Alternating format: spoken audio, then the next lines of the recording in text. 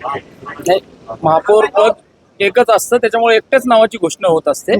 भारतीय जनता पार्टीचे महाराष्ट्राचे मुख्यमंत्री माननीय देवेंद्रजी फडणवीस साहेब, मंत्री कॅबिनेट मंत्री माननीय अतुलजी सावे साहेब, केंद्रीय अर्थ राज्यमंत्री डॉक्टर भागवतजी कराड, आमदार संजयजी केनेकर आणि जिल्हा अध्यक्ष किशोरजी शितोळे या सगळ्यांनी भारतीय जनता पार्टीने जो विश्वास माझ्यावरती दाखवला, कारण की हा क्षण माझ्यासाठी सुद्धा अभिनवनाचा आहे की छत्रपती संभाजीनगर शहराचा मी पहिला महापौर आहे.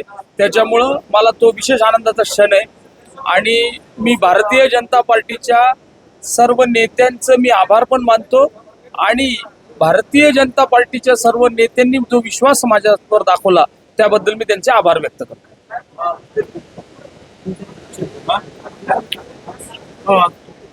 या सगळ्या प्रक्रियेमध्ये उपमहापौर जे राजेंद्र यांनी देखील अभिवादन केलं, मात्र पालकमंत्री या ठिकाणी उपस्थित देखील उपस्थित होते की ते नाराज आहे. तो माझ्या भारतीय जनता पार्टीचा विषय नसल्यामुळं त्या विषयावर मी प्रतिक्रिया देऊ शकत नाही.